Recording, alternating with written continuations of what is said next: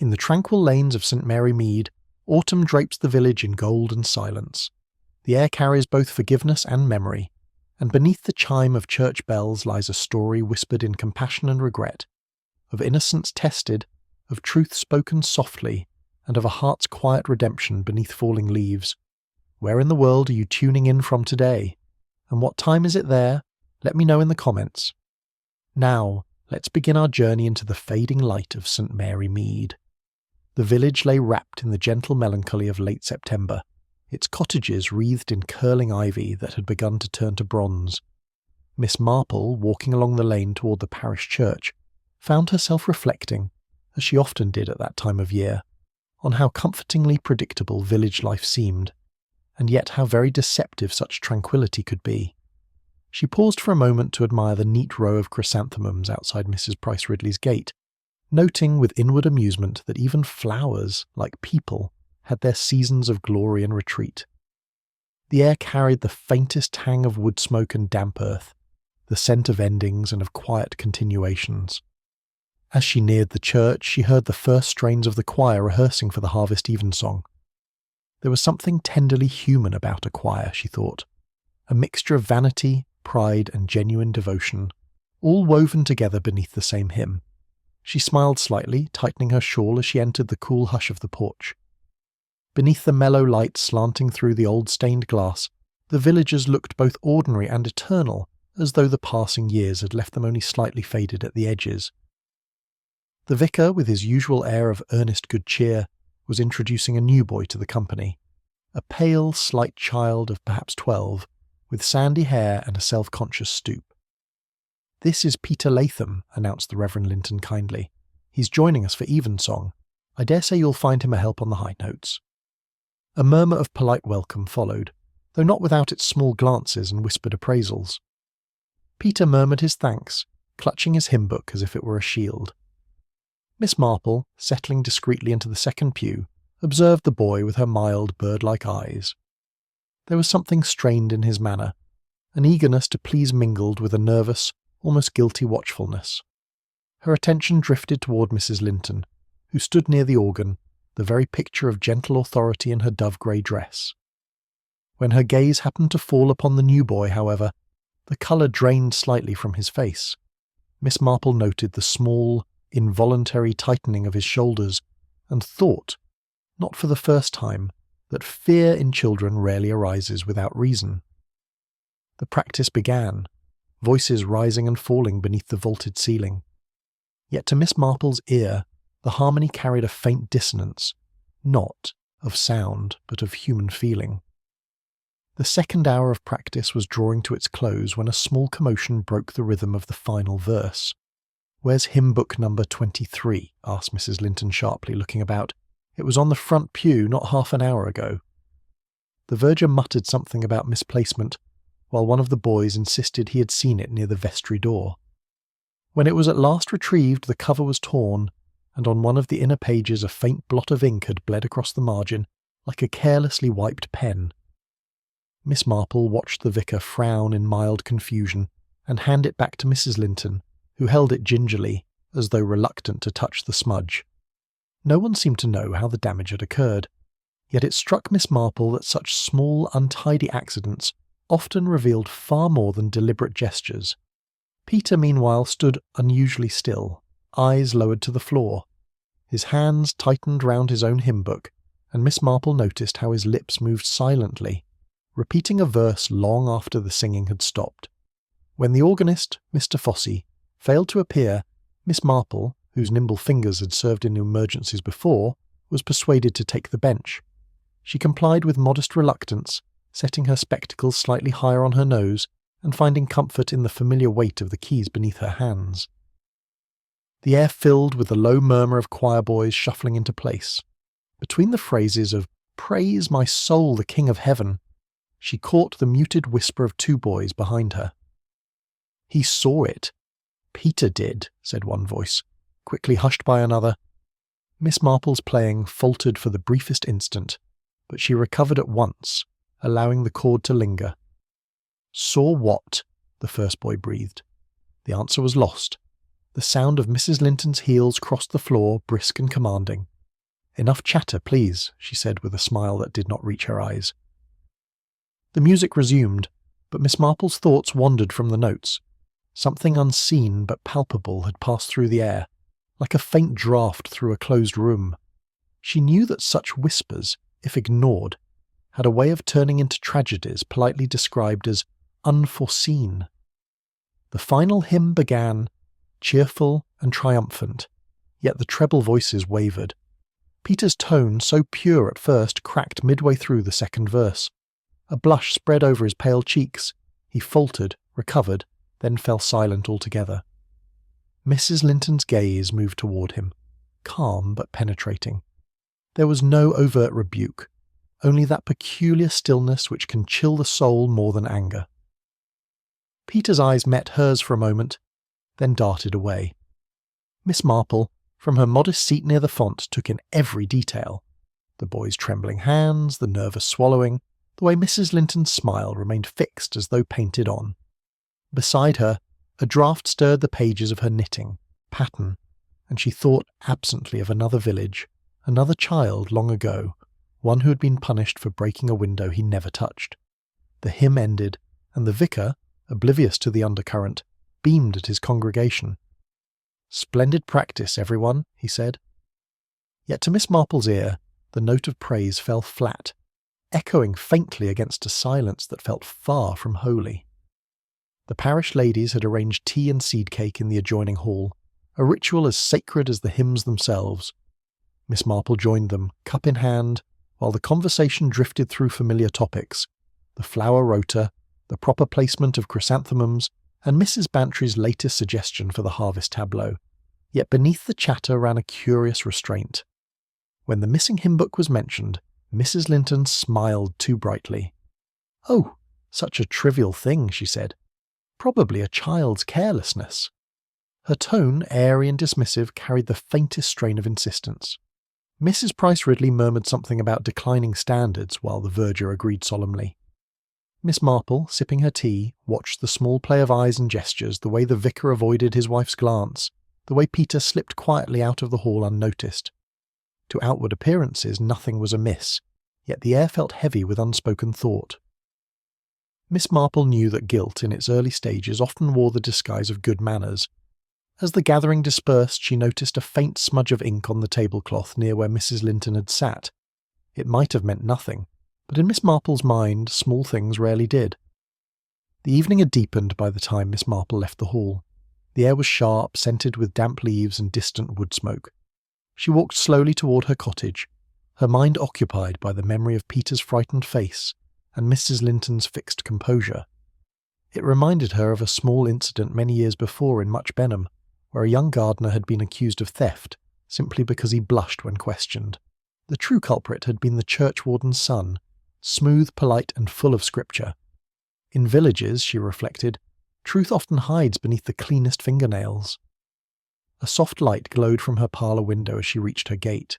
She paused to listen to the fading notes of the church bell, thinking how innocence once wounded rarely sings again with the same sweetness. And yet, she thought, it is always the smallest hearts that carry the heaviest burdens. Inside, she laid aside her shawl, stirred the embers of her fire, and took up her knitting. Outside, the night closed in upon St. Mary Mead, peaceful, decorous, and faintly troubled, like a hymn sung half a note off key. The morning sunlight fell gently upon the garden at Old Pasture Cottage, glinting on the dewdrops that trembled along the hollyhocks. Inside, Miss Marple sat at her breakfast table, stirring her porridge with quiet deliberation while her maid, Florence, provided the day's first whiff of scandal. "They do say, ma'am, that the church money's gone missing. The Harvest Fund envelope. Reverend Linton's fit to burst about it, though of course Mrs. Linton told everyone it was surely misplaced." Florence's voice quivered with excitement and moral judgment in equal measure. Mrs. Price Ridley said she always thought handling money in church was tempting Providence. Miss Marple made a mild sound of interest. "Indeed? People do have curious notions about Providence, Florence. Often, they mean merely that it's safer to blame heaven than one's neighbour." Florence sniffed. "It's a shame, that's what it is. The poor'll suffer."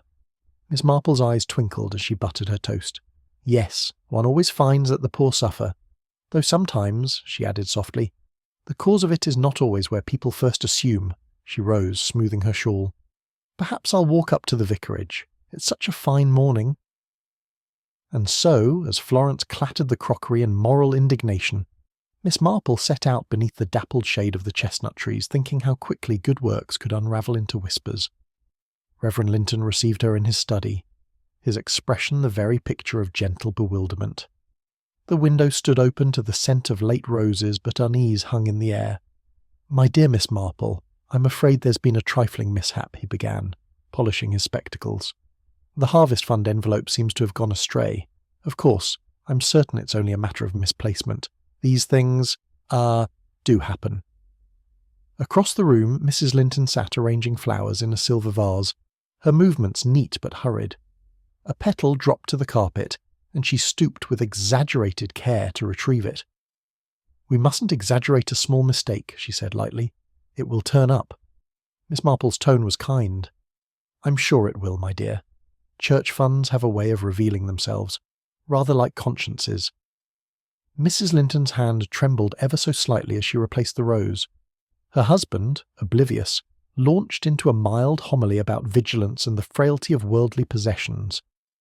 Miss Marple watched him fondly, but noted the subtle difference between his trustful distress and his wife's careful composure. When she took her leave, she reflected that guilt came in many forms, sometimes fluttering like a handkerchief, sometimes as quiet as a sigh.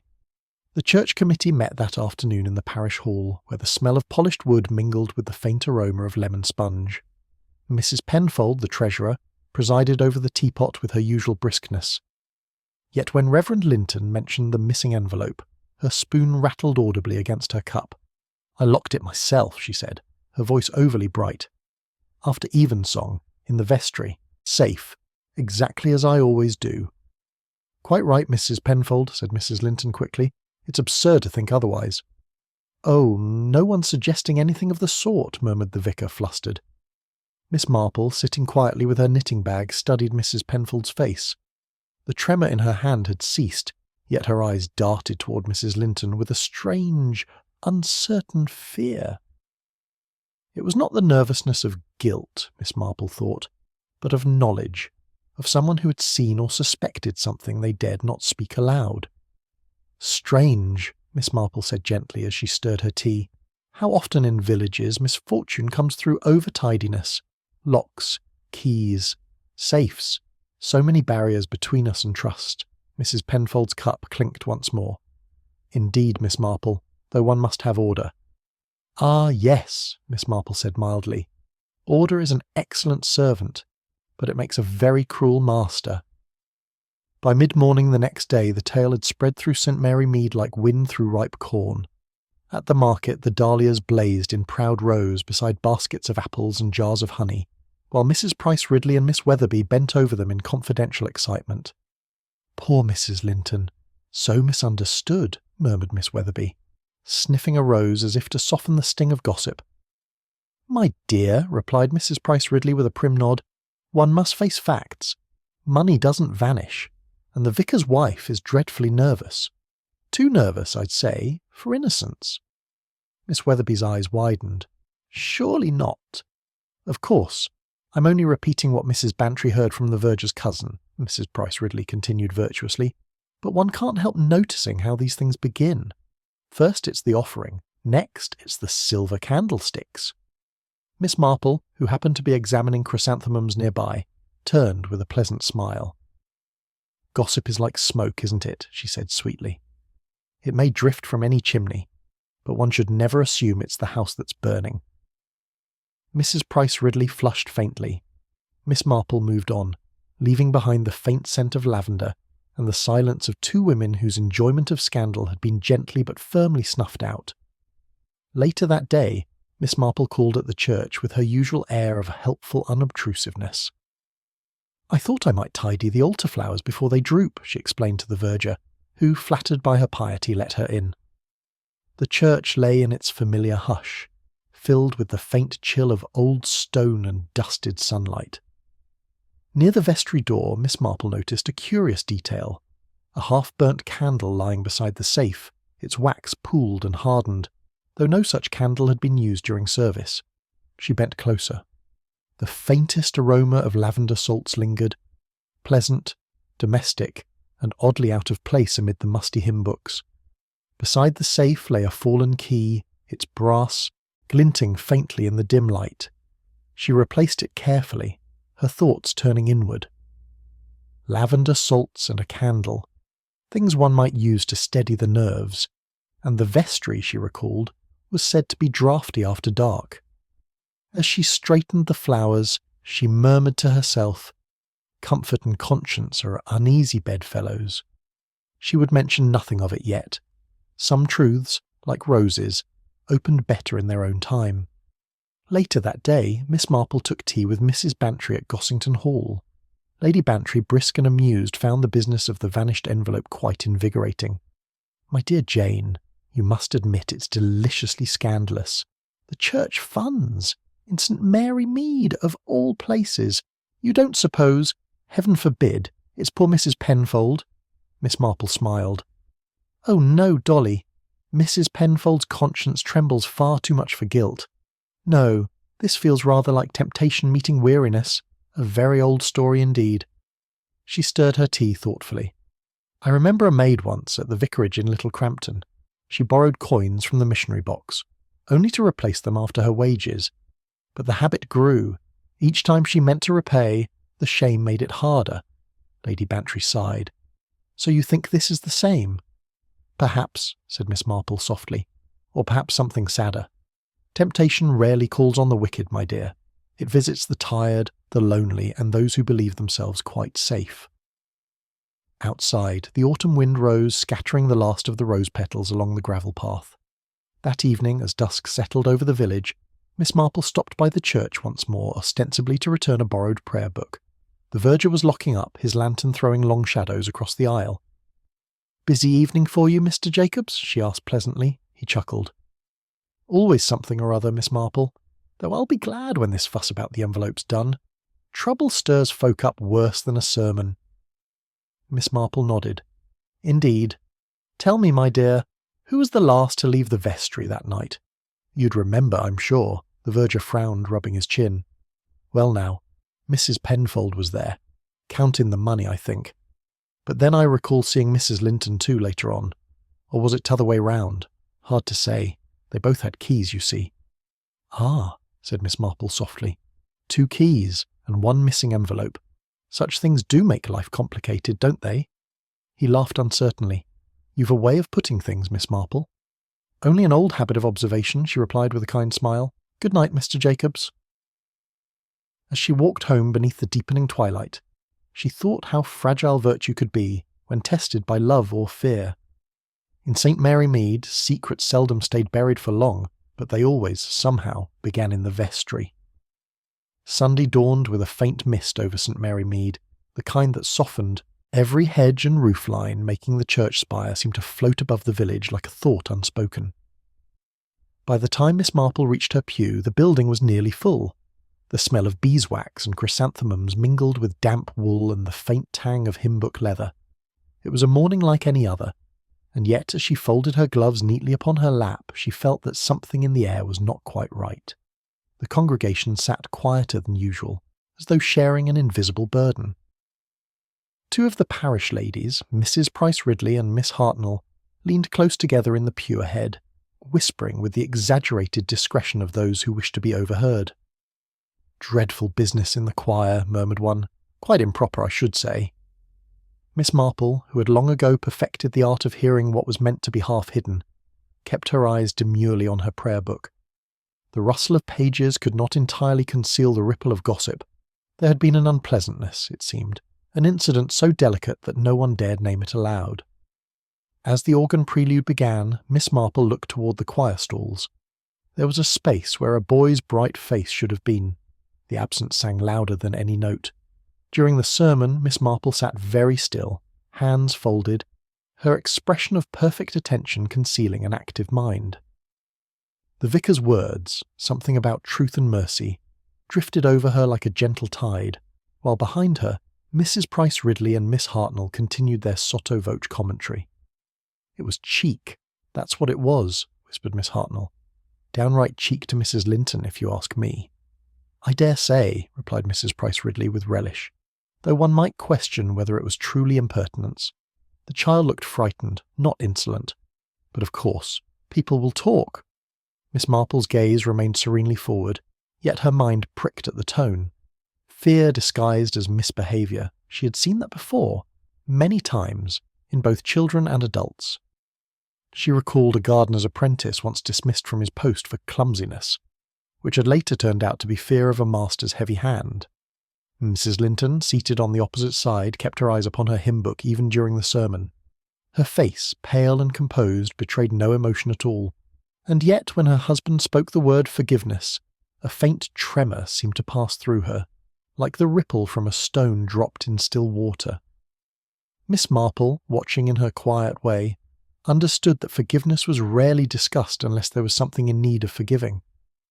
The final hymn rose toward the rafters, but the music was thinner than before, as if the choir itself were uncertain. Miss Marple listened intently to the sound. Without Peter's clear treble, the melody lacked its brightness. It wavered on the edge of something mournful. She reflected that voices, like consciences, revealed more in their weakness than in their strength. The hymn spoke of mercy and truth, yet there was a hollow space within it, an echo of unease. The absence of that boy's voice seemed to carry a message all its own. As the last chord faded, Miss Marple closed her book slowly, her fingers lingering on the soft, worn edges. There was a story unfolding here, she thought, one that everyone sensed, but no one dared name, and somewhere in its heart was a frightened child. When the final prayer was spoken, she rose with the rest, her expression mild and composed, yet her mind already turning toward the lich gate. The autumn breeze met them as the congregation drifted out beneath the stone archway. Miss Marple lingered, greeting the villagers in her usual gentle way, though her eyes, keen behind their spectacles, missed little.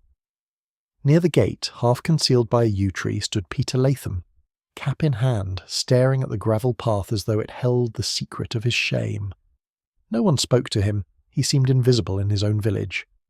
"Good morning, Peter," said Miss Marple cheerfully, stopping beside him. She opened her reticule and drew out a small twist of paper. "I wonder if you'd do me the honour of sharing a peppermint. The walk home feels longer when one's thoughts are heavy." The boy hesitated, then accepted the sweet with a shy, "Thank you, Mum." "Such a fine morning," she continued mildly, "and yet everyone looks so solemn. You'd almost think we were attending a funeral instead of a service." He gave a small, uncertain smile, but said nothing. Miss Marple waited, her manner perfectly ordinary, her tone light as if speaking of the weather. She knew that children, like flowers, opened only in their own time, and never under pressure. They stood in silence for a moment, the sound of distant bells mingling with the whisper of falling leaves. It was Peter who broke the silence at last. His voice was low, hesitant and tremulous. "I didn't mean to be rude, Miss Marple. Truly I didn't." "I'm quite sure you didn't, my dear," she said kindly. He twisted his cap in his hands. "They said I was cheeky to Mrs. Linton, but I wasn't. I only said I saw something wrong in the vestry, and she told me never to talk about it again. She said I'd get into terrible trouble if I did." Miss Marple's eyes, though gentle, sharpened slightly. "Something wrong, Peter?" He looked up quickly, alarmed by his own words. "I can't say," he whispered, glancing fearfully toward the vicarage in the distance. "I promised. She made me promise. She said it was wicked to talk about things one didn't understand." The boy's voice broke, and he pressed his sleeve across his eyes. Miss Marple laid a comforting hand on his shoulder, saying nothing for a long moment. She could feel his heart beating beneath the thin cloth of his jacket. Children, she reflected, bore secrets poorly. They weighed upon small shoulders until the truth became twisted by fear. When he looked up again, his eyes were wet but determined. "I didn't do wrong, did I?" he asked. "Not if you spoke the truth," she said softly. "The truth is never wrong, though it may be uncomfortable." He swallowed hard, his small fingers tightening around his cap. "Then I don't know what to do." Miss Marple regarded him thoughtfully. "When I was a girl," she said, "there was a very grand lady in the next village who accused her maid of stealing a brooch. Everyone believed her, of course." But the maid's little sister, no older than you, had seen the lady drop it in her own garden. She was too frightened to speak, because she thought no one would believe a child, and so an innocent girl lost her place. Peter listened wide-eyed. What happened? Why, said Miss Marple gently, the child found courage in the end. She spoke up, and the truth came out, but the delay caused much unhappiness, and a good deal of remorse to the lady who had been so sure of herself. The boy looked down, thoughtful. I'm not brave like that, he murmured. Courage doesn't always shout, my dear, said Miss Marple, patting his arm. Sometimes it only whispers to you when you're alone, but when you hear it, listen. Peter nodded slowly, the peppermint turning forgotten in his palm. I'll think about it, he said at last. That's all I ask, she replied. Thinking carefully is the beginning of every right decision. As they parted, Miss Marple noted how the tension had eased from his small shoulders.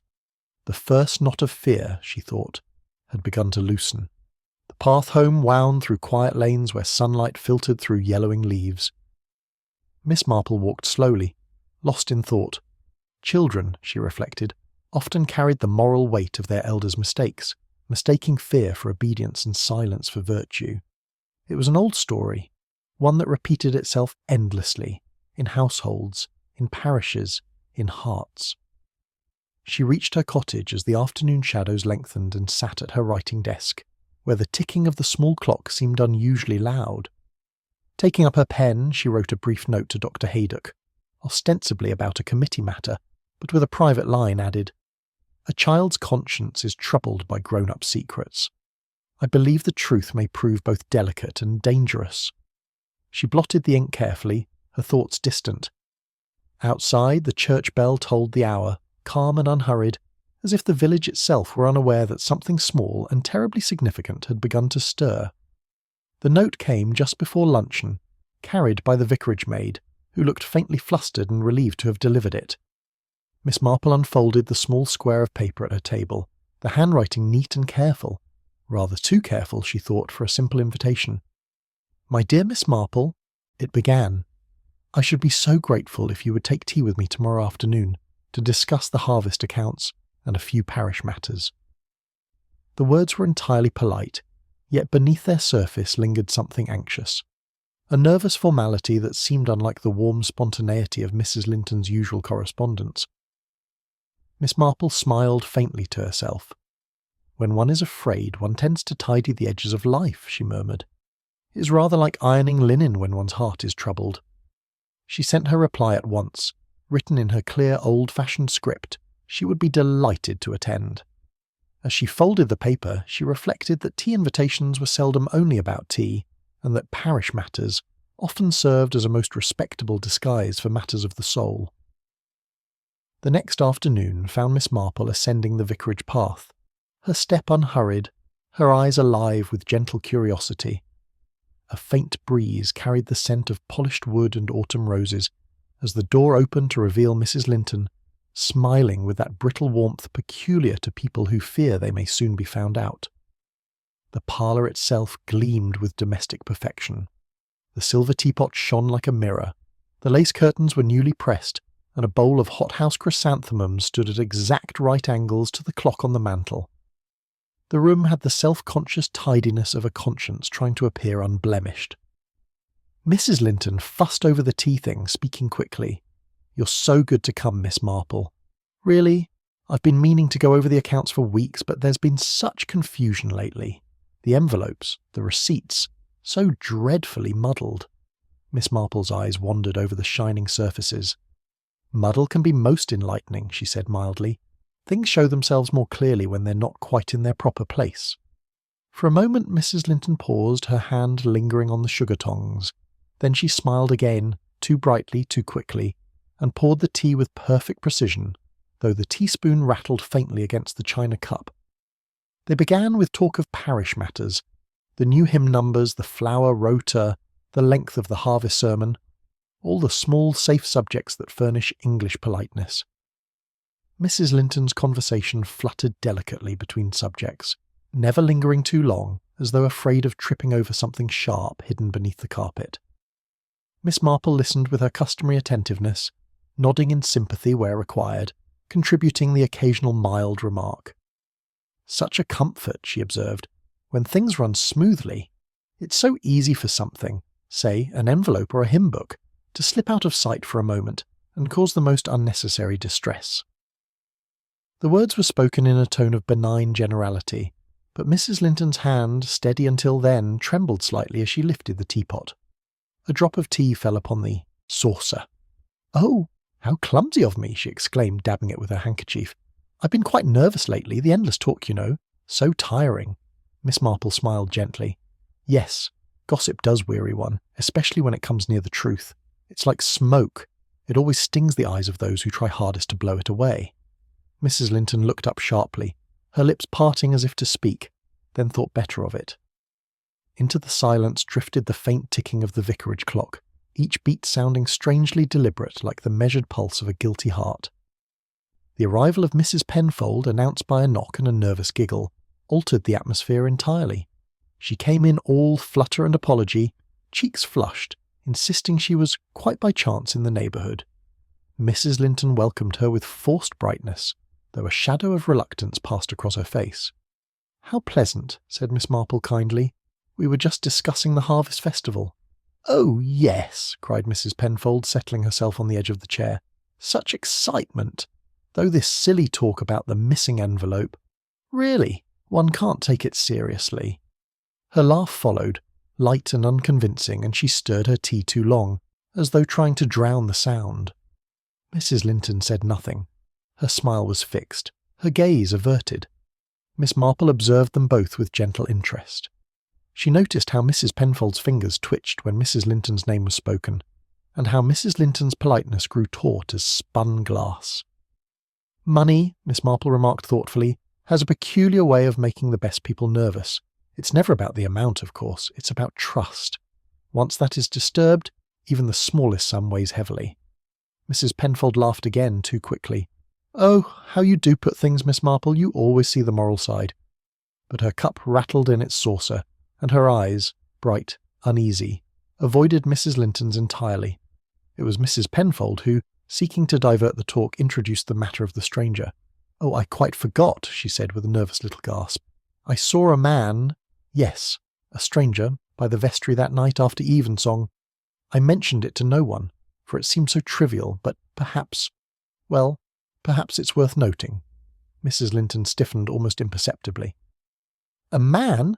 she said sharply. "Yes, with a limp," Mrs. Penfold continued. "He passed along the path just as I was locking the chest.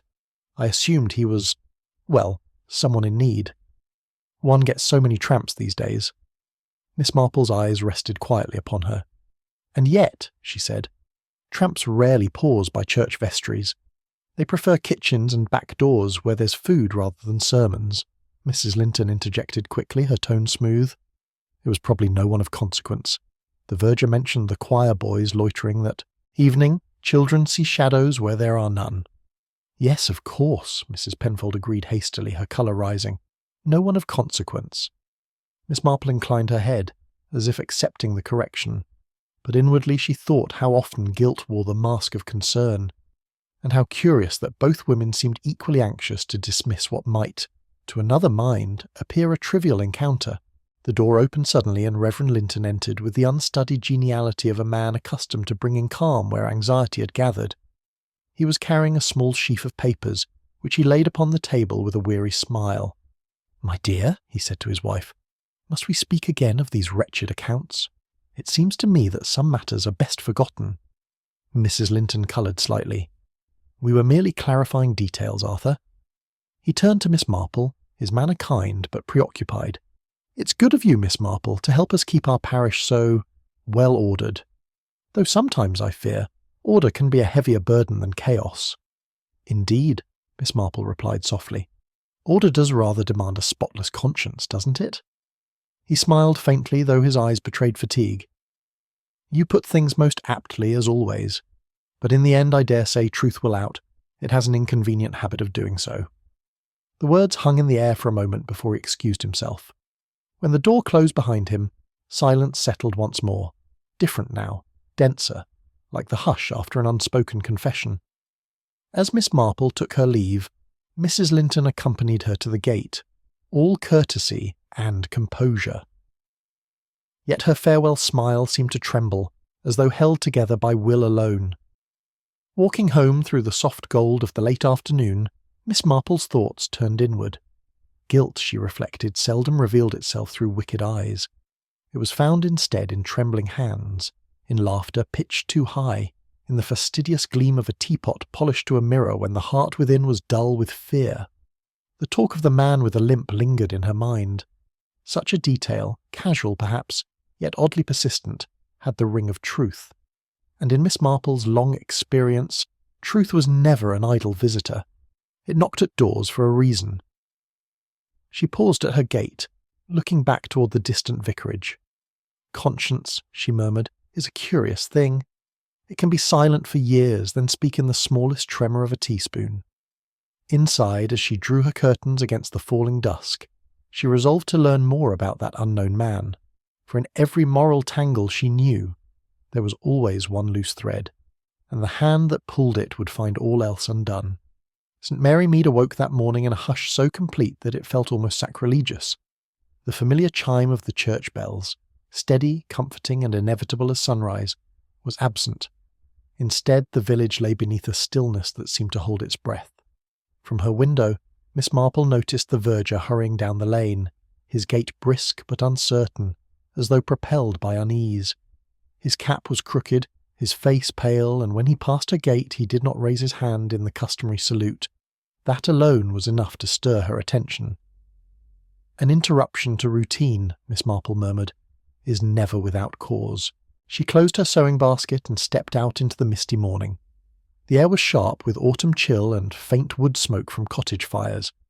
Across the green, she saw two women whispering by the pump, heads close together like sparrows in sudden alarm. Their glances turned toward the church. Miss Marple tightened her shawl and walked in that direction, her mind quietly assembling fragments of unease before she even reached the porch. The vestry door stood open, and the faint scent of candle wax mingled with cold stone. Inside, the Reverend Linton knelt beside a still figure whose head rested against the carved oak chest used for storing parish linens. Mrs. Penfold's face was pale, her expression curiously peaceful, though her hands lay oddly, one clutching at the folds of her skirt, the other relaxed at her side. Her spectacles were missing. On the table nearby, a prayer book lay open at the Collect for the Dead, untouched, its ribbon unmarked by recent use. "She must have fallen," murmured the vicar, rising slowly.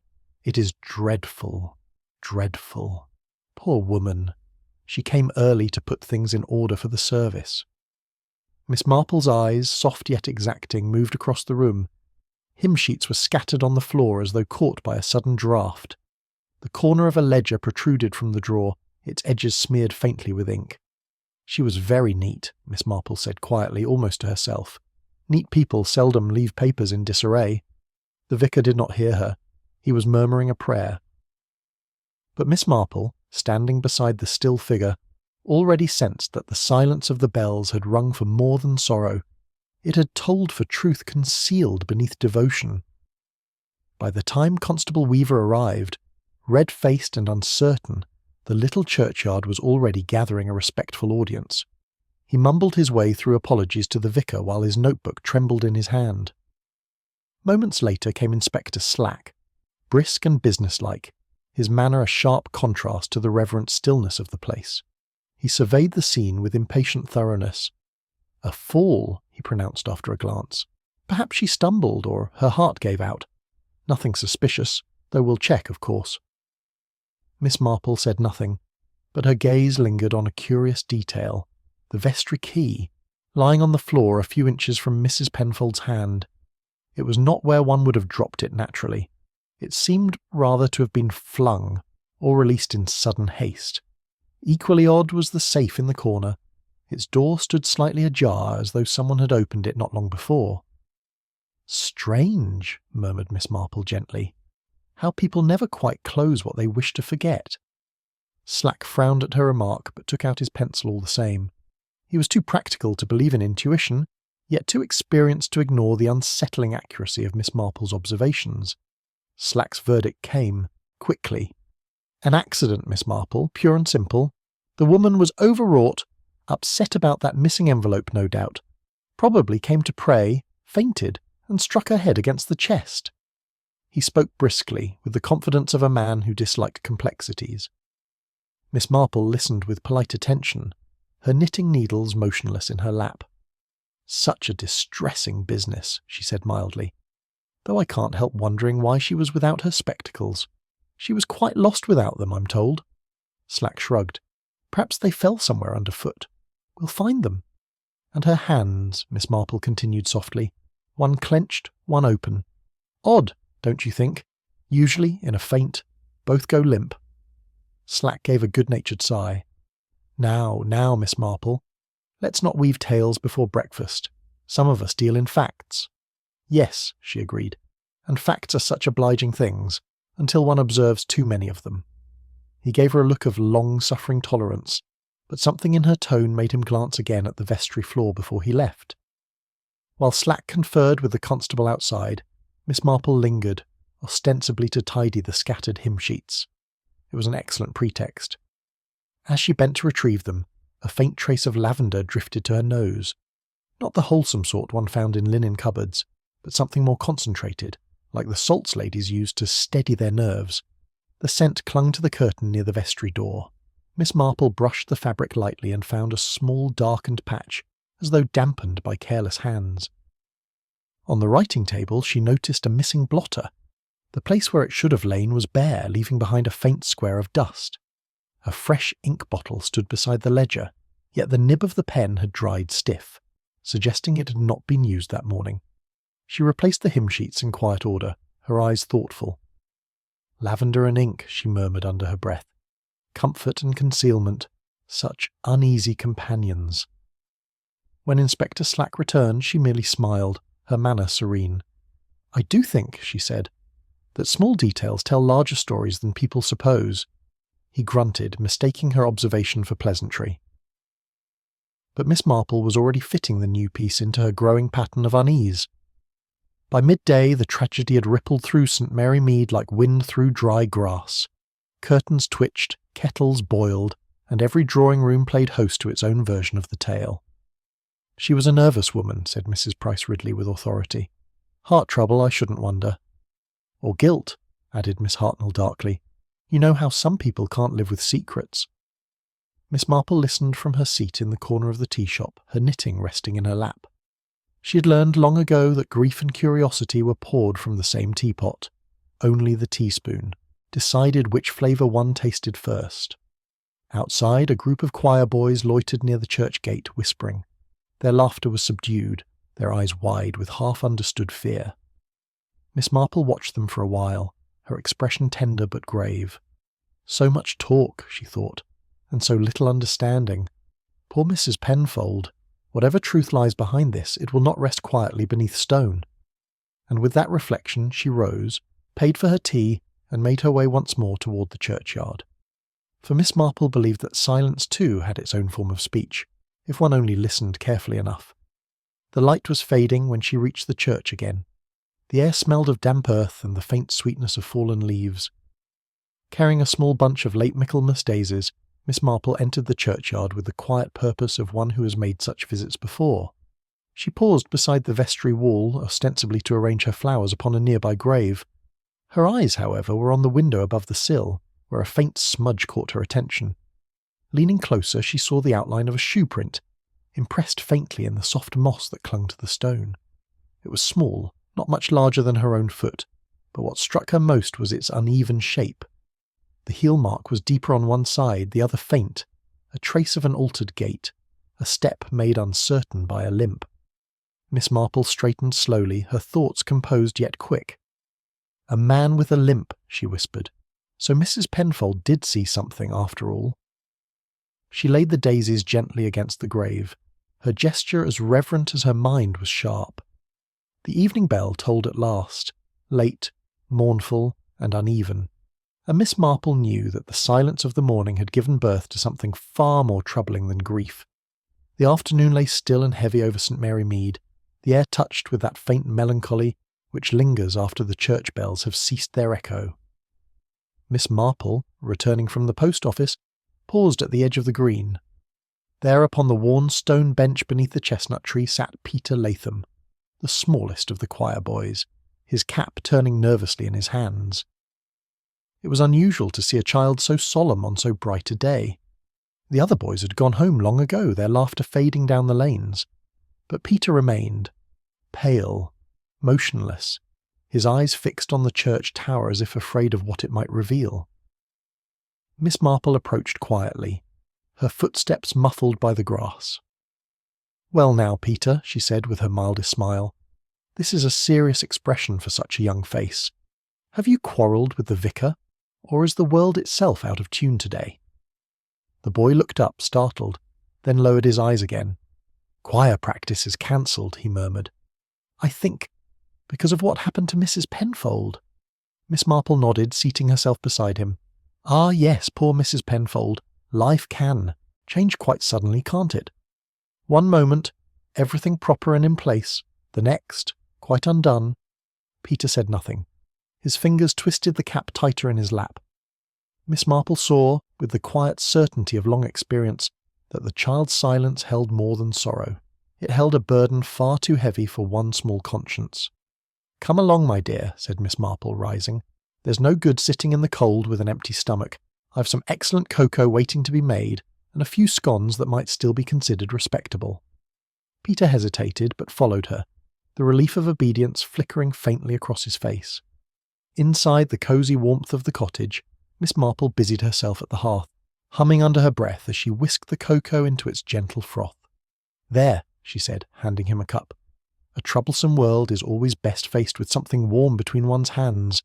I've often thought that's why Providence invented tea and cocoa for the smaller problems." He smiled faintly and took a sip. Miss Marple watched the colour return to his cheeks, the tension easing by degrees. "You know," she continued conversationally, "we all stumble into small wrongs now and then. The world doesn't end for it. What matters is whether we understand them well enough to set them right again." Peter said nothing. He stared into his cup, and one silent tear slipped down his cheek, falling soundlessly into the brown surface.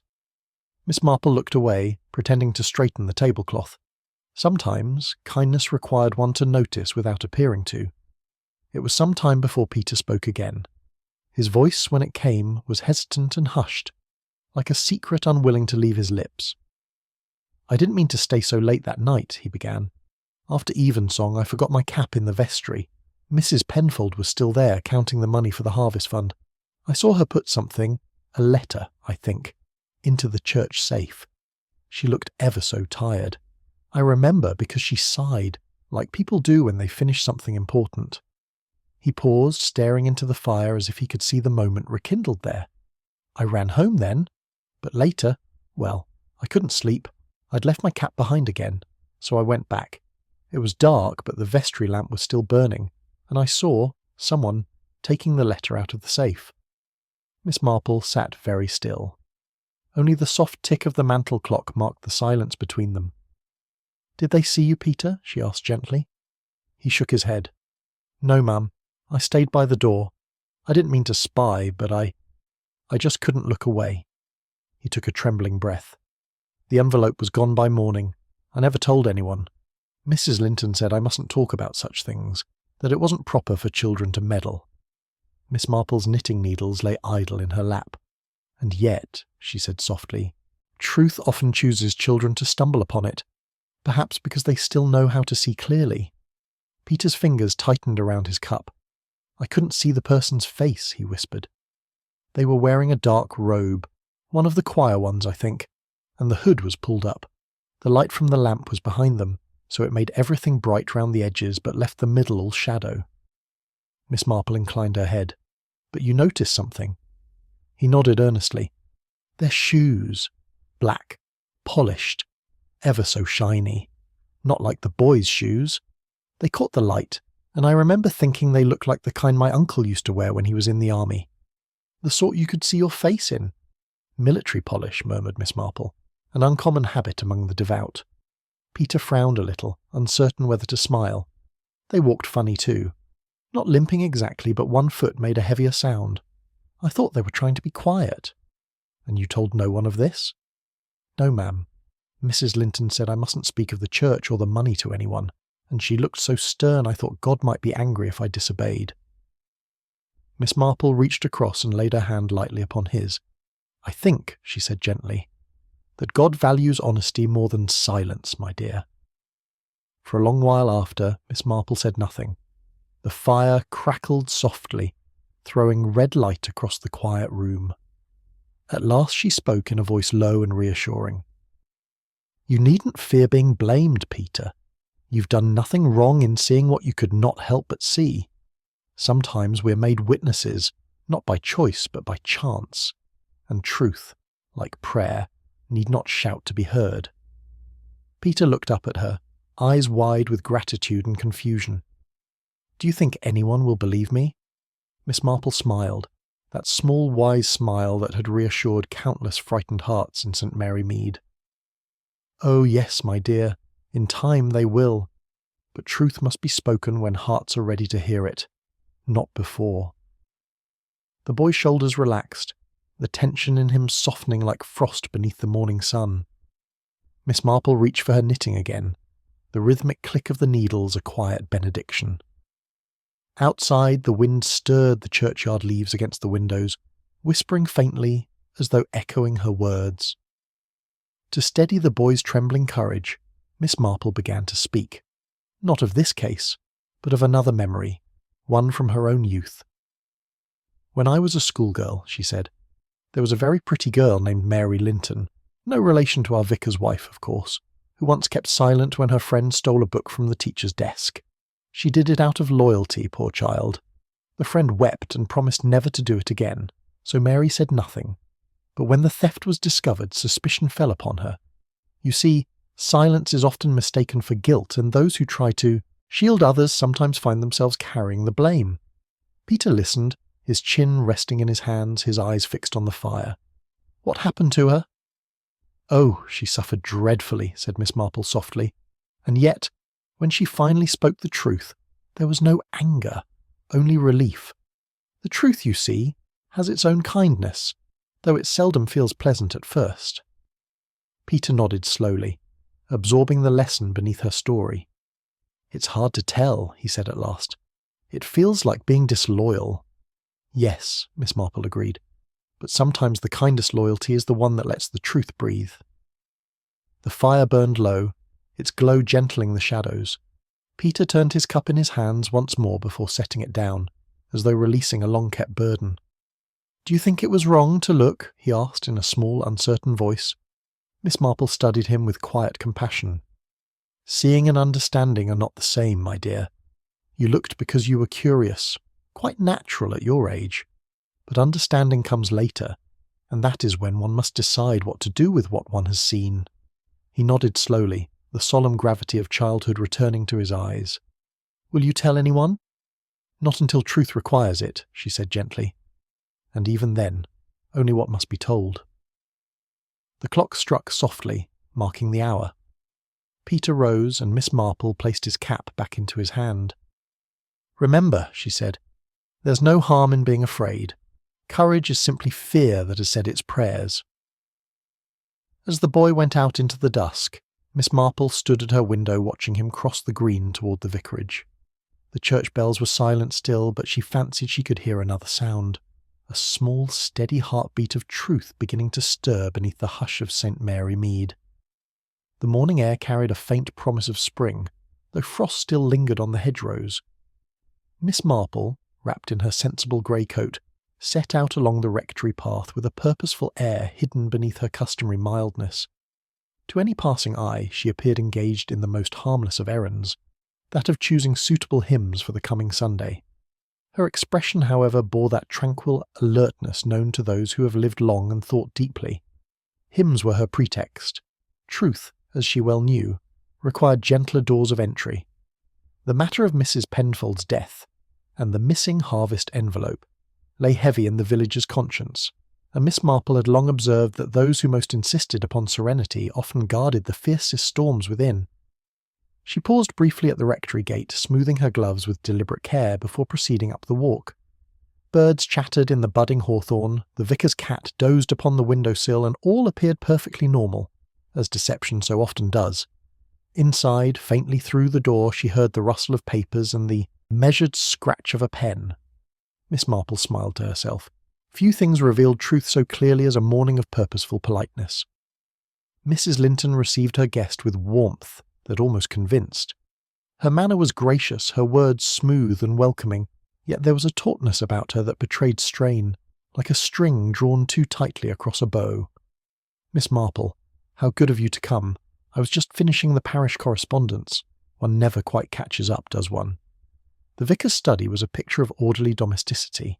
Sunlight filtered through lace curtains, a vase of daffodils on the desk, and the faint ticking of the clock marking time with pious decorum. Yet Miss Marple's eye, sharpened by long habit, took in the subtler details: the faint ink smudge on Mrs. Linton's right forefinger, the slight disorder of the stationery drawer, and the single missing stamp from an otherwise complete sheet. "Letters do accumulate," Miss Marple said pleasantly. "One forgets how swiftly small duties turn into burdens. I recall a curate once who misplaced half his correspondence and declared it an act of providence." Mrs. Linton laughed a shade too quickly, then folded a sheet of paper with careful precision.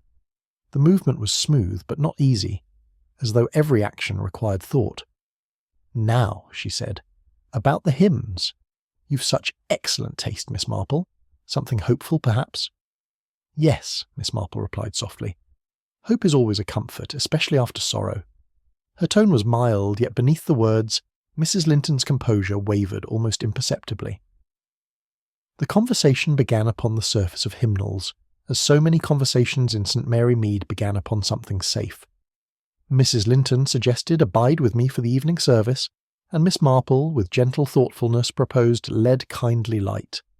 "It seems to me," Miss Marple remarked, "that hymns often speak to us most when we least expect them to. There is something peculiarly human about turning to faith only when one feels cornered by life."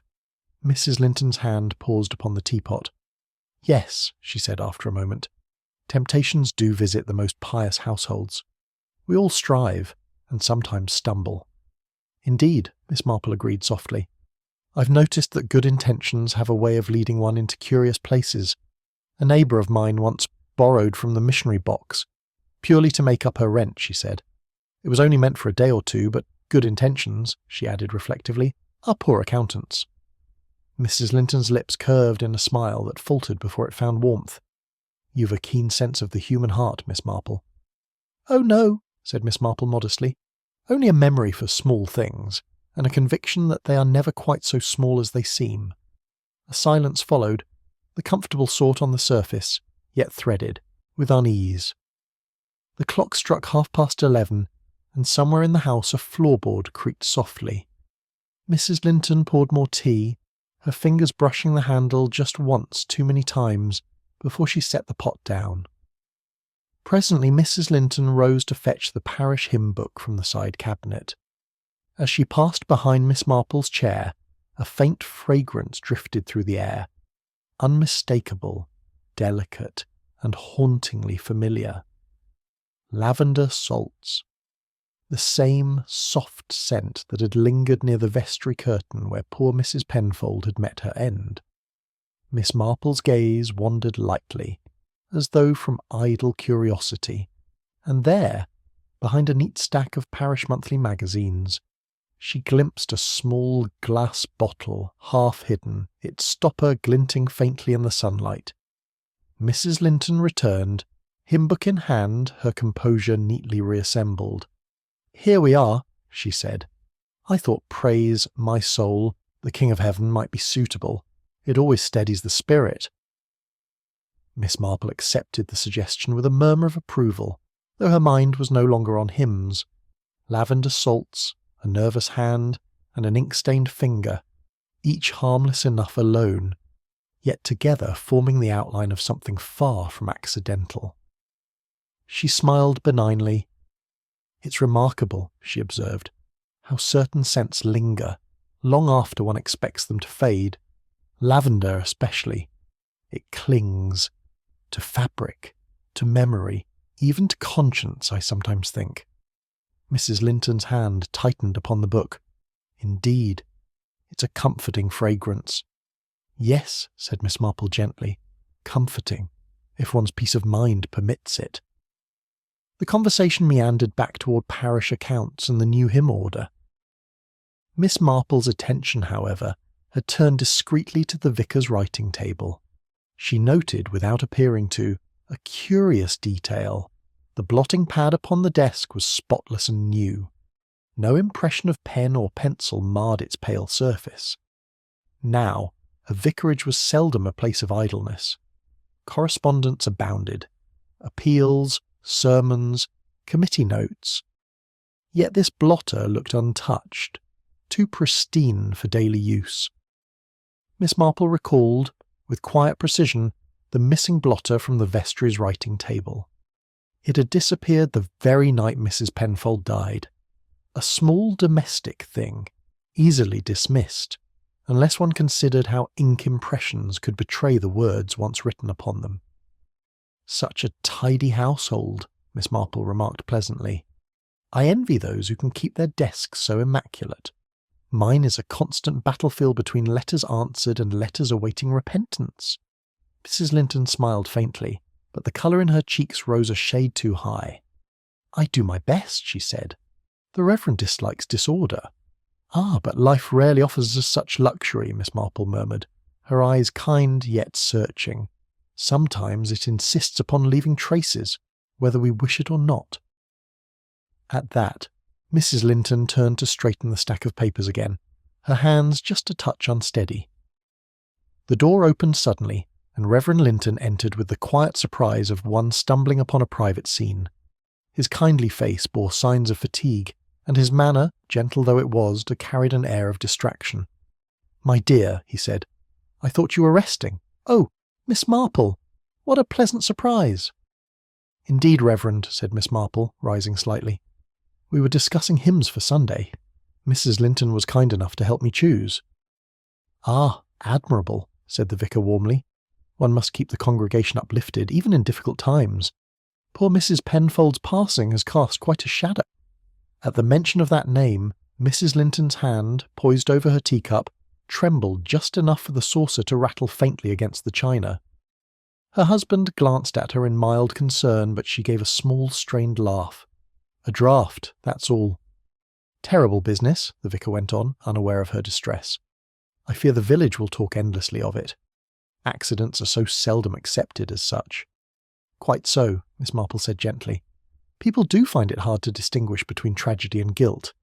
Yet I have often thought that guilt wears a far more respectable face than wickedness ever could." Reverend Linton smiled uncertainly. "You have such a way of putting things, Miss Marple. So very true." Mrs. Linton, however, had gone rather pale. She excused herself to fetch more tea, though none was needed. When at last Miss Marple took her leave, the air of the rectory seemed to have grown heavier, though the sun still streamed politely through the windows. Mrs. Linton accompanied her to the door, her manner outwardly composed, yet her eyes betrayed the exhaustion of a heart overburdened by secrecy. "I do hope you'll find the hymns satisfactory," she said, her voice too bright. "I'm sure they'll serve admirably," Miss Marple replied. "Music, after all, has a curious way of soothing even the most troubled souls." With that she stepped out into the quiet lane, closing the gate softly behind her. The gravel crunched beneath her sensible shoes as she walked, her expression thoughtful but serene. Guilt, she reflected, rarely dressed in sin's clothing. It preferred instead the garments of virtue, tidiness, kindness, self-denial, until the strain of pretending tore the fabric at the seams. Mrs. Linton's trembling hands, the lavender scent, the pristine blotter, all whispered of good intention strained too far. She recalled, with a faint sigh, the case of the village shopkeeper years ago, a kindly man who falsified his ledgers to cover another's debt, and in so doing destroyed his own peace. Small deceits, she thought, grow like weeds in the garden of conscience. At the bend of the lane, Miss Marple paused, the church spire gleaming faintly in the distance. "It is always," she murmured, "the well-meaning who cause the greatest tragedies." Then, drawing her shawl a little closer, she turned homeward, her mind weaving as gently as her knitting, the threads of truth now almost ready to reveal their pattern. The morning was bright but sharp. the kind that made the rooftops of St. Mary Mead gleam as if newly polished by frost. Miss Marple, wrapped in her soft grey shawl, walked briskly toward the rectory with her usual air of unhurried innocence. She carried, as always, the look of one whose errands were entirely benign, the kind that disarmed suspicion and invited confidences. She had, in fact, mentioned to Mrs. Bantry the day before that she intended to help dear Mr. Linton's assistant with the tedious task of cross-checking choir attendance records. Such work, she said, was perfectly suited to idle hands and an orderly mind. But Miss Marple's purpose was rarely as simple as her words suggested. Her eyes, blue and deceptively mild, missed nothing, neither the shadows that passed across faces nor the traces that human hands left upon ink and paper. As she reached the rectory gate, she paused to observe the stillness of the garden. Even the sparrows seemed subdued, as though aware of the undercurrent of unease that lingered in the village since Mrs. Penfold's death. Inside, she could hear the faint tapping of typewriter keys. She smiled quietly to herself. It was always best to begin with the small, practical tasks. They so often led, quite naturally, to the heart of the matter. Mr. Crispin, the rector's assistant, greeted Miss Marple with a mixture of respect and alarm. He was a thin, earnest young man, the sort who took both duty and tea time with equal solemnity. "I understand you've had a great deal of work lately," Miss Marple said kindly, removing her gloves. "So many details to attend to, especially with the choir's changes and all the recent sadness." The young man blushed faintly. "Oh, it's nothing, ma'am. Just the usual lists and updates." "Then perhaps you might allow me to lend a hand," she suggested. "I've a fondness for tidy records. They do tell such interesting stories, don't you think?" He hesitated only a moment before producing a brown leather-bound volume from the desk drawer. Its cover was smooth from years of use, the edges worn where fingers had turned them too often. Miss Marple noted faint ink stains along the spine, a detail her mind tucked away for later consideration. Opening the ledger, she traced the careful columns of names and dates, her finger pausing where the ink looked newer than its neighbours. There were small erasures here and there, faint abrasions in the paper where a name had once been and another had taken its place. "How neatly done," Miss Marple murmured approvingly, though one can always tell when a page has been rewritten. It never quite forgives the change. Mr. Crispin's Adam's apple bobbed nervously. "Mrs. Linton likes things proper, ma'am. She often looks over the books herself." "Ah," said Miss Marple, with that gentle tone that could have meant anything or nothing at all. "So very conscientious of her." As she turned the page, Miss Marple's sharp eyes caught a curious mark, a dark blot of ink near one altered name. Its shape was irregular but unmistakable, spreading outward in a small burst like a black petal. She bent closer. It was not simply the usual blot of clumsy writing. It had an odd, smudged edge, identical to the mark she'd found days earlier upon the torn hymn-book page in the vestry. Her lips pressed together thoughtfully. Ink, she had often remarked, was much like conscience. It sought to hide its errors, yet left behind the faintest trace of truth. "Oh dear," she said lightly. "I see someone had a little accident with their pen. So easily done when one is in a hurry, isn't it?" Mr. Crispin cleared his throat. I believe Mrs. Linton wrote that part herself, ma'am. Wanted to correct a few errors in the boys' attendance." Miss Marple smiled gently. "So kind of her. I always say a lady's touch leaves its mark, quite literally sometimes." She studied the entry again. The correction had been done with a pen finer than the others, and the new ink shimmered slightly blue-black in the light, fresher than the rest. Her mind began quietly weaving these details together, though outwardly she looked as if she were merely admiring neat handwriting. Mr. Crispin fidgeted with the corner of his sleeve. Miss Marple, noticing, decided to ease him into comfort. "You must find the work here quite heavy at times. The vicar and his wife are fortunate to have such a careful helper." He gave a weak laugh. "Mrs. Linton does most of it, really. She likes things just so. I'm not very good with mistakes." "Ah," said Miss Marple kindly. "Nor am I, though I've learned they tell us far more than perfection ever could." Her eyes flicked again toward the ledger. "So she tidied this herself?" "Yes, ma'am," he said quickly, his tone too eager, too rehearsed. "She said the vicar shouldn't be bothered with small details." "Quite right," Miss Marple murmured, though her tone suggested she found the word small a matter of perspective. The young man's hands trembled as he closed the drawer too briskly, knocking the inkwell. "Sorry," he stammered. It's been a dreadful few weeks." Miss Marple's smile softened. "I'm sure it has, Mr. Crispin. Tragedy often unsettles the best of us. But do remember, obedience is a fine virtue, only when it does not blind the conscience." His eyes darted up, startled. "Ma'am?" "Just something I once heard said in church," she replied, folding her hands serenely. While the young man busied himself at the filing cabinet, Miss Marple's thoughts wandered, as they often did, to another parish, another time. In Much Benham, years ago, there had been a treasurer's daughter named Alice Gray. Sweet, dutiful Alice, who loved her father so dearly she could not bear to see him shamed when the accounts went awry. The child had quietly altered a few figures, small ones to save him embarrassment, she thought. But deceit, once begun, is like ivy. It clings and spreads until it topples the wall it seeks to protect. Miss Marple remembered the Sunday the truth came out. The father broken, the daughter pale with remorse. There had been no malice in it, only love twisted by fear. Yes, she thought, her gaze returning to the ledger before her, it was rarely the wicked who committed such acts. More often, it was those too good, too anxious to protect others from pain, who found themselves lost in the web of half-truths they spun. Mrs. Linton's strained composure, her trembling fingers, the faint scent of lavender meant to calm the nerves, all fitted neatly within that familiar pattern of gentle deceit. "Poor Mrs. Linton," Miss Marple murmured softly. "A woman trying to keep the fabric of goodness from tearing, and pulling all the threads loose instead." Miss Marple turned another page of the ledger and paused. Something curious caught her eye, a faint pencil entry beneath a newer line. It was as though someone had attempted to erase it completely, yet the ghost of the name lingered. She tilted the book toward the light. There, faint but legible, was Peter Latham. She studied it closely. The name had been rubbed out, then written over with another in darker ink. And yet, faintly, a pencil hand had restored Peter's name again. Not boldly, but hesitantly, as though the writer could not bear for it to vanish altogether. How strange, Miss Marple thought. Peter, the boy dismissed from choir practice, yet here reinstated by invisible kindness. Someone had tampered with the record. But why? To hide his dismissal, or to disguise his later return?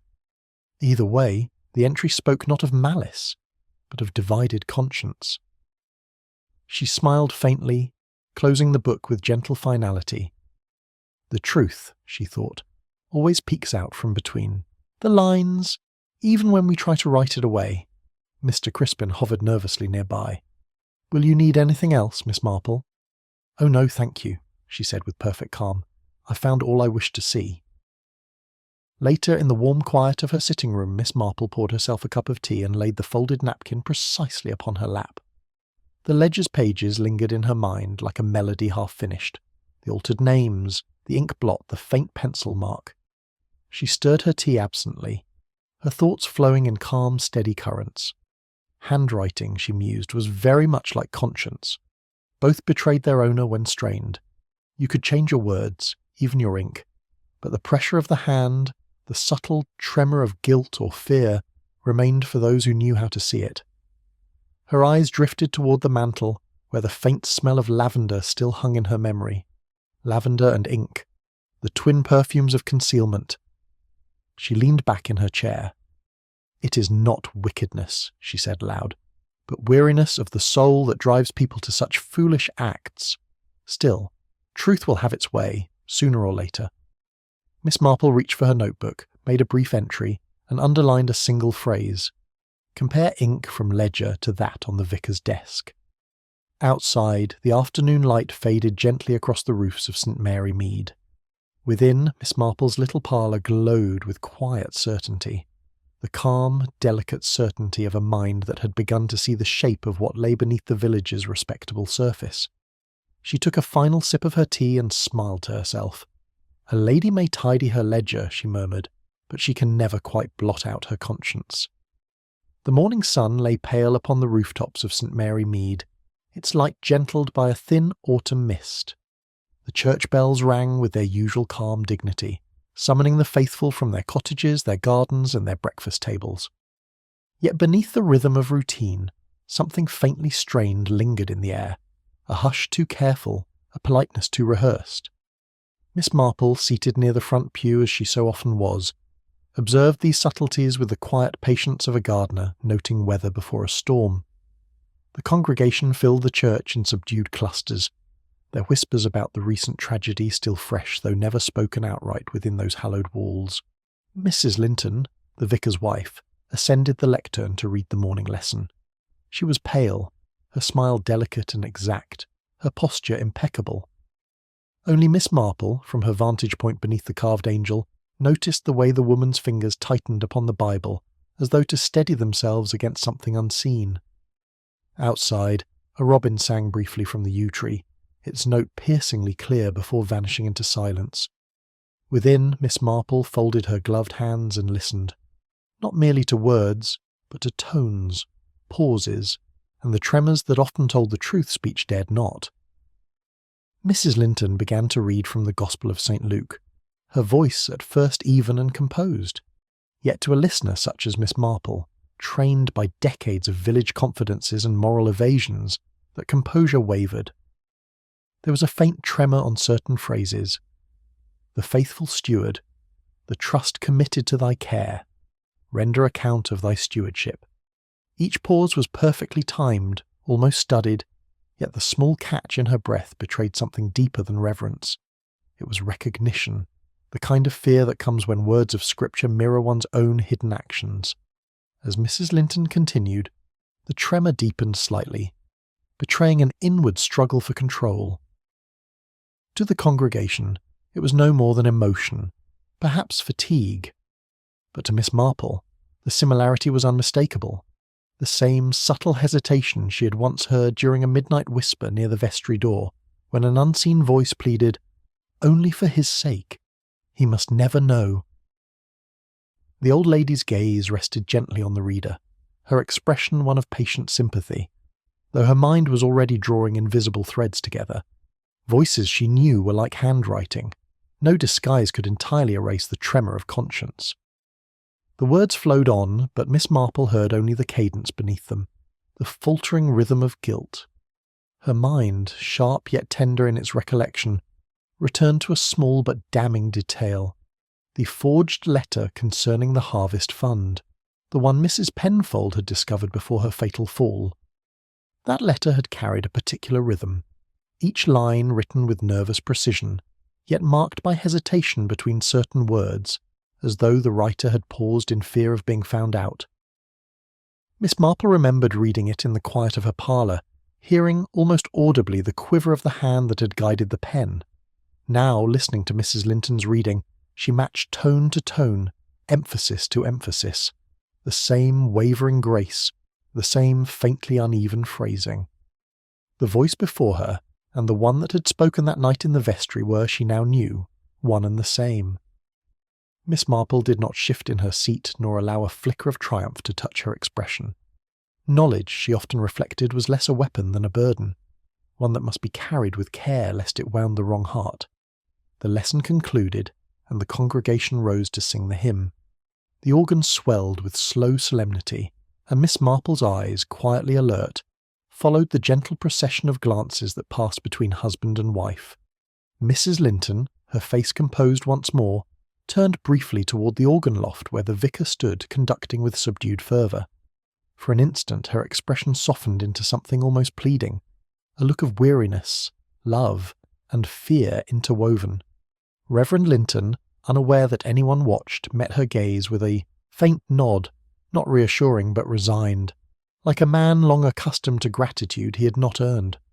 The faintest sadness crossed his features, as if he too bore a knowledge that could not be spoken from the pulpit. Miss Marple observed them both with quiet pity. It was not ignorance that bound him to silence, but the heavy complicity of kindness, the sort of moral blindness that came from loving one's Saviour more than the truth. The hymn ended. The vicar's voice, steady yet drained, led the congregation in prayer, and in the pause between Amen and the rustle of hymn books, Miss Marple caught again that faint trace of lavender in the air, the same scent that clung to secrets. As the vicar's sermon began, Miss Marple's thoughts wandered, not away from the present, but deeper into memory. There had been, years ago in Chedbury, a strikingly similar case.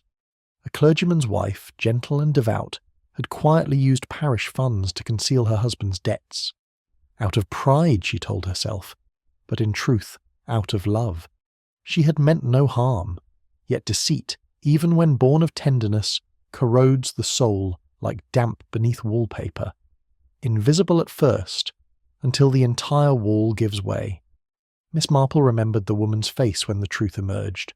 Not defiance, not even shame, but pure relief that the struggle to maintain goodness had ended at last. Virtue, Miss Marple murmured inwardly, when frightened does the most foolish things. The words of the sermon drifted past her, but she heard instead the echo of that old tragedy, repeated now in new form, beneath the same roof of faith and respectability. The pattern, she knew, never changed, only the names. Her eyes turned again toward Mrs. Linton, whose folded hands trembled slightly against the pew rail.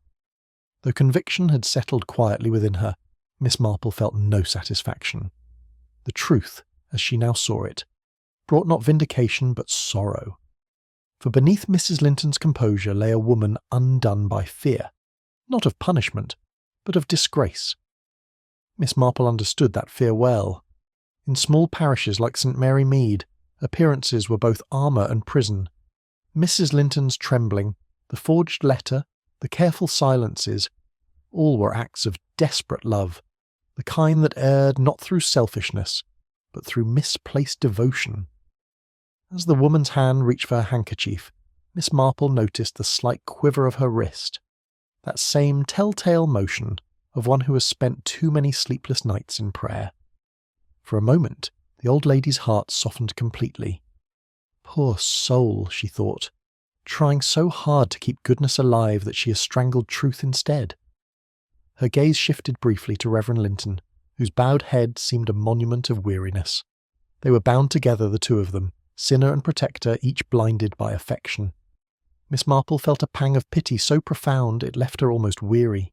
There would be time enough for justice, for now compassion was the only fitting answer. The vicar's voice rose once more, inviting the congregation to stand for the final hymn. The familiar melody of "Oh, for a Thousand Tongues to Sing" filled the church, and the choir responded in clear youthful harmony. Among them, Peter Latham's treble shone like a small unwavering light. His voice, pure and steady, seemed untouched by the sorrow that shadowed the adults below. Miss Marple's eyes rested upon him, and a gentle calm touched her heart. Innocence, she thought, was not ignorance, it was courage untainted by deceit. The hymn swelled, then faded into silence. As heads bowed for the final blessing, Miss Marple's decision settled quietly within her. Truth would be spoken, but with tenderness, not triumph. The village would hear only what was necessary. Mrs. Linton would be spared the cruelty of gossip, the vicar, the humiliation of exposure. As she left the church, the autumn light glinted upon the leaded windows, and a soft wind stirred the fallen leaves. Miss Marple paused at the gate, her expression one of grave serenity. The truth, she murmured to herself, must sometimes be folded as gently as a hymn book after service. And with that she walked home, her steps slow but steady, the measure of a woman who understood both justice and mercy, and how perilously close they so often lay. It was late afternoon when Miss Marple walked up the gravel path to the vicarage. The October light slanted pale and golden across the rectory garden, touching the hydrangeas with a melancholy softness. Within, the drawing-room had been prepared with all the gentle formality of an English tea. The silver gleamed, the cups trembled faintly upon their saucers, and the faint scent of lavender polish lingered in the air. An irony Miss Marple did not fail to notice. Inspector Slack stood near the mantelpiece, outwardly composed but clearly impatient. His boots left a faint trace of damp upon the rug. Reverend Linton sat beside his wife, whose hands, folded in her lap, were too still to seem natural. Peter, pale and anxious, waited by the window, his cap twisting nervously between his fingers. Miss Marple's entrance brought with it that peculiar hush she so often inspired, not authority but something subtler, the quiet confidence of one who would rather comfort than condemn. "Such a pleasant afternoon," she remarked, settling herself gently. "It seems almost a pity to disturb it, yet sometimes the most difficult truths are best spoken over tea." Her words, calm and courteous, carried a weight that drew every eye toward her. The tray rattled faintly as Mrs. Linton poured. Even the clock, it seemed, ticked more softly than before. Miss Marple waited until the first cups were passed before she spoke again. Her tone was mild, conversational, yet behind its gentleness each word seemed chosen with surgical precision. "I was thinking," she said, stirring her tea, "how very dangerous small kindnesses can become when one begins to hide them. I once knew a maid who misplaced a shilling, and out of shame borrowed another to replace it. The poor girl ended by inventing such clever excuses that no one believed a single one of them in the end. Concealment," she added softly, "has a way of growing teeth." Mrs. Linton's hand trembled slightly against the cup. A tiny ripple of tea crossed the surface. Reverend Linton looked down at his clasped fingers, the colour draining from his face. "I dare say," Miss Marple went on, "that in our wish to protect those we love, we sometimes lose sight of the difference between right and wrong. It happens in the most respectable households." There was a stillness in the room now, the kind that settles before a confession. Inspector Slack, his habitual impatience subdued, glanced briefly at Miss Marple, recognising that she was leading them, gently, inexorably, to the heart of the matter. From the small reticule at her side, Miss Marple withdrew 2 folded papers. One was the church receipt from the Harvest Fund, the other a letter purportedly written by Mrs. Penfold confirming the donation's amount. She placed them upon the low table before her, smoothing their corners with a delicate hand. "Inspector," she said quietly, "you may recall I mentioned a forged document. Here it is." The 2 pieces of paper, when laid side by side, revealed handwriting that was elegantly similar, but not identical. One bore hesitation in its loops, the telltale tremor of imitation. "The letter," Miss Marple continued, "was meant to account for money that had already been spent, not by Mrs. Penfold, but to conceal a debt belonging to another. Reverend Linton, I believe your wife wished to spare you humiliation." Mrs. Linton gasped faintly, her face turning pale as her husband's hand reached toward hers and faltered. "Jane," he began, but she shook her head, her voice trembling. "I did it for you," she whispered. "I thought I could put it right before anyone noticed. I never meant—" Miss Marple inclined her head gently. "No one ever does, dear lady. It was not greed, only love, the kind that turns desperate when it fears disgrace." There was no interruption as Miss Marple continued, her voice as calm as the steady ticking of the clock. "Mrs. Penfold, who kept the accounts with such precision, saw at once that the figures did not agree. She confronted Mrs. Linton in the vestry after evensong, a private matter, she believed. But tempers, I think, were frayed. Words spoken in haste often strike harder than we intend." Mrs. Linton's eyes filled with tears. "She accused me. She said she would tell the inspector. I only wished her to listen." Her breath caught. She stumbled. I tried to catch her. "The chest." "Yes," Miss Marple said softly. "In the struggle, she fell against the vestry chest. It was an accident, but one born of secrecy. Afterwards, panic replaced reason. You sought to make it appear she had fallen alone." A faint sound escaped the vicar's lips, half prayer, half groan. The inspector's pen stilled in his notebook. "I thought," Miss Marple went on, "of the candle stub found by the safe and the lavender salt spilled upon the table. They were the traces of a woman too shaken to think clearly, tidying what should not have been tidied." Mrs. Linton bowed her head into her hands, her quiet sobs the only sound in the still room. Miss Marple's gaze turned toward Peter, who stood by the window, his small frame rigid with tension. She spoke to him in the same tender tone one might use to coax a frightened bird. "And you, my dear, you saw more than you understood, didn't you?" Peter's lips trembled. For a moment, he could only nod. "I'd left my cap behind after practice," he whispered. "I came back and I saw. I thought she was helping Mrs. Penfold. But then she pulled her, she dragged her, to the chest." His eyes filled with tears. "She saw me. She said not to tell anyone. I was afraid."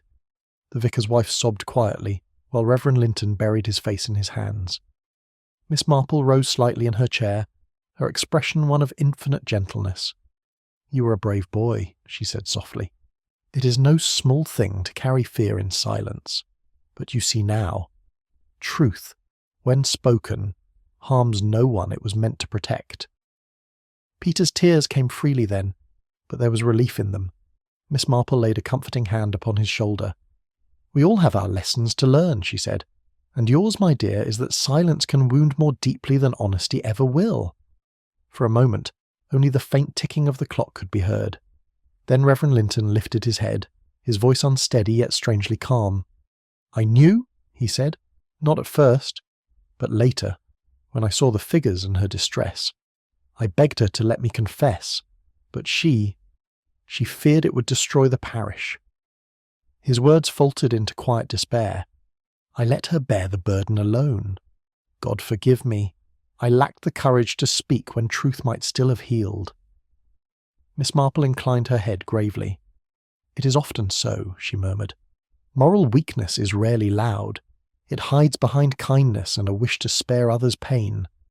Mrs. Linton turned toward him, tears streaking her cheeks. "You cannot blame yourself," she said, her voice low. "It was my doing." He reached for her hand, and at last she did not pull away. Their silence, heavy with remorse, seemed almost a form of prayer. Even Inspector Slack, so often brusque, stood with bowed head. It was not crime that filled the room now, but tragedy, quiet, domestic, and unbearably human. When the moment passed, Inspector Slack cleared his throat. He was not a man much given to sentiment, yet his tone held an unfamiliar gentleness. "Well, Miss Marple," he said, "I can't say I've ever seen justice delivered so politely. You've done what no amount of police questioning could. You've made truth sound like mercy." Miss Marple looked at him with mild surprise. "Oh, I doubt that, Inspector. Truth is never kind of its own accord. One must simply choose the manner in which it's offered." He nodded slowly. "Still, you've a rare gift. Most folks use suspicion to catch lies. You, Miss Marple, you use sympathy." He hesitated, then added almost grudgingly, "That's rarer than logic these days." She smiled faintly. "Perhaps, Inspector, because logic deals with facts, and sympathy deals with souls, and souls, as I've found, are far more untidy." He gave a brief, awkward cough. "Well, I'll see to the formalities. Best to keep this as quiet as possible." Miss Marple's eyes softened. "Indeed. Quietness, I think, is the only kindness left to offer." That evening Miss Marple sat alone in her parlour, the small fire casting a golden glow upon her knitting.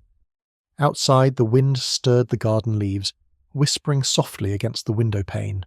She wrote a few lines in her diary, a habit she never quite called a confession, but which served the same gentle purpose.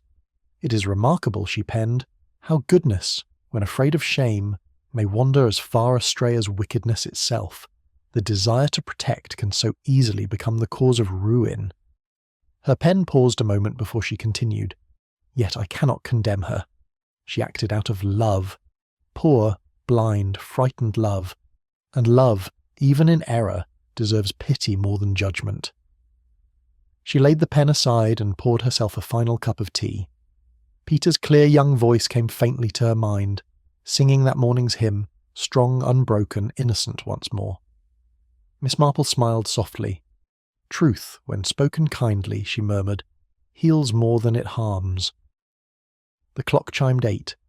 Outside, St. Mary Mead slept beneath a calm, forgiving sky, and within the little parlour the old lady's thoughts settled like autumn leaves upon still water, serene, sorrowful, and utterly at peace.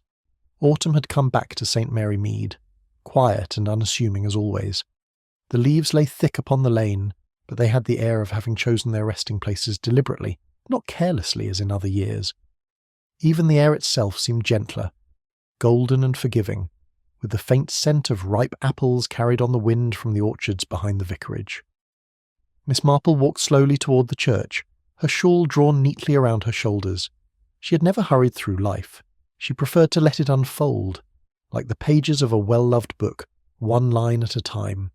Today the world seemed to have turned a fresh page, There had been sorrow, yes, but it had been faced, and in its quiet facing something tender had been restored. The flowers in the rectory garden were fewer now, but more steadfast in their colour, much like the hearts of those who tended them. Even the fallen leaves, Miss Marple thought with a smile, looked as though they had arranged themselves tidily, nature's own way of making peace. Inside the church, the faint chill of stone met the warmth of late afternoon light. A new young organist, recently arrived from Barchester, sat at the bench, his expression one of careful concentration. He was a modest-looking fellow, pale, precise, with a tendency to press his lips together before each chord, as though offering a small prayer of his own. When he began to play, the prelude rose with gentle solemnity. There was none of the old unease that had crept into evensong in those dark weeks of the past. The notes now fell into place with a calm steadiness, each one sure of its place, each echo fading into contented silence. Miss Marple, seated in her usual pew, listened with that rare serenity which comes when disorder has quietly righted itself. The boys' music did not soar, nor did it lament. It simply was, and that was comfort enough. As the final chord drifted upward toward the rafters, she thought how often life, too, needed a new hand at the keys, someone to bring back harmony after dissonance had run its course. The choir gathered as the hymn began, familiar voices, steady once more. There was Peter, standing tall beside the other boys, his face bright with purpose rather than fear. When he sang, his treble rose pure and unwavering through the nave, a sound that seemed to cleanse the very air it touched. The congregation listened in quiet reverence, their faces softened by the gentle rhythm of the music. To them, it was only a hymn of thanksgiving. But to Miss Marple, seated near the aisle, it was something else entirely, a small act of courage set to melody. She remembered the boy's trembling voice when he had spoken the truth that day at the vicarage, his tears of shame and relief mingling as one. Now that same voice rang clear and sure, and she thought how rarely the world understood the quiet bravery of those who simply tell the truth. As the final verse echoed down the stone aisles, she folded her hands, content. Peter had found his voice again, and in doing so, he had given back music to them all. When the hymn concluded, the murmur of shifting feet and closing hymnals filled the church. There was a sense of something newly mended. Fragile, perhaps, but whole. Villagers exchanged brief, courteous nods. No one spoke of the tragedy that had once shadowed this place. English reserve, Miss Marple reflected, was often the gentlest form of mercy. Mrs. Price Ridley dabbed discreetly at her eyes with a lace handkerchief, while Mr. Badger from the grocer's sat unusually still, his habitual fidgeting subdued. Near the back, Inspector Slack, looking faintly uncomfortable in his Sunday best, bowed his head in what was, for him, a surprisingly earnest gesture. It was not piety that filled the air, but gratitude, the sort born from relief rather than celebration. Miss Marple observed it all with her serene bird-like gaze. Forgiveness, she thought, was never announced aloud. It simply settled, quietly, where it was needed most. And so, the village that had once whispered suspicion now whispered only peace. At the altar, the harvest offerings lay arranged with loving precision. Baskets of apples gleamed red and gold. Loaves of bread, round and warm in colour, spoke of steady hands and honest labour. Among them were jars of honey and late roses, faded at the edges, but fragrant still. Miss Marple's eyes lingered on them as the vicar spoke of thankfulness for the earth's bounty. She thought of how human goodness, too, ripened through hardship. A heart tested by sorrow like fruit after frost might bruise, but its sweetness endured all the same. The loaves reminded her of Mrs. Linton's trembling hands at the tea-table, and the apples of Peter's clear young courage. Each offering seemed to tell a story, of weakness redeemed, of truth spoken softly, of ordinary lives made quietly noble by endurance. Outside, the wind stirred faintly, carrying with it the scent of ripe fields beyond the churchyard. Autumn, Miss Marple thought, was God's own reminder that even after the bitterest weather, some blessings still choose to bloom. When the final hymn began, Miss Marple's gaze rested again upon Peter, whose voice rose pure as morning light. The melody spoke of hope, of grace renewed, of burdens left behind. and as it faded, her thoughts followed the boy's song as though tracing a thread of light through shadow. She reflected on the curious thing people called innocence. It was not, she thought, the unknowing simplicity so often admired in children. True innocence was something far stronger. Something that looked fear squarely in the eye and still chose honesty over safety. Peter had done that. He had faced what frightened him most and had spoken the truth, not out of pride, but from the simple conviction that wrong could not be left unspoken. That, to Miss Marple's mind, was the rarest kind of purity. Innocence, she thought, closing her prayer book slowly, is not ignorance. It is courage without deceit. The words stayed with her as the candles guttered and the congregation began to drift quietly toward the door. The air outside was cool and still, touched with the faint sweetness of fallen fruit. As Miss Marple stepped out of the church, twilight gathered around the lich gate, the kind of twilight that seemed to pause time rather than hasten it. From beyond the gate came the sound of laughter, light, genuine, untroubled. Peter was there, running with his friends, his cap askew, his laughter ringing bright against the mellow evening air. It was the sound of life reawakened, unburdened by fear. Miss Marple paused, her hand resting briefly on the gate's worn wood. She smiled, to herself, a small private smile filled with both tenderness and understanding. Truth, she whispered softly, once spoken can make even the faintest voice ring pure. Then, gathering her shawl a little closer, she turned down the path toward home. The lamps were being lit across the village one by one, and their glow, like forgiveness itself, spread quietly through the dusk, steady, warm and enduring. There's a kind of peace that only comes after truth has been spoken, the sort of peace that doesn't erase the sorrow, but softens it into understanding. In St. Mary Mead, the autumn light falls gently now, as if the village itself has forgiven. Miss Marple knows better than anyone that evil rarely announces itself with cruelty. It often wears the face of love, fear, or pride, and sometimes even the kindest hearts lose their way, not from malice, but from the desperate wish to protect what they hold most dear. In the end, innocence was never the absence of sin, but the courage to face it without deceit. The boy found his voice again, the church its song, and the village its quiet balance. Yet Miss Marple's final thought lingers like a faint bell through the evening air, that goodness, when tested, can stumble just as wickedness does, and that the line between the two is thinner than we'd like to believe. So, here's a question for you. If you had known what Mrs. Linton did, would you have spoken the truth or kept her secret to spare another's heart? What do you believe matters more, justice or compassion? I'd love to hear your thoughts. Tell me in the comments what you felt about this story, and how you interpret Miss Marple's idea of courage without deceit. And if you enjoyed this journey through the quiet mysteries of St. Mary Mead, make sure to subscribe for more stories like this, and share it with someone who loves classic mysteries as much as you do. Until next time, may your truths be gentle and your hearts steadfast.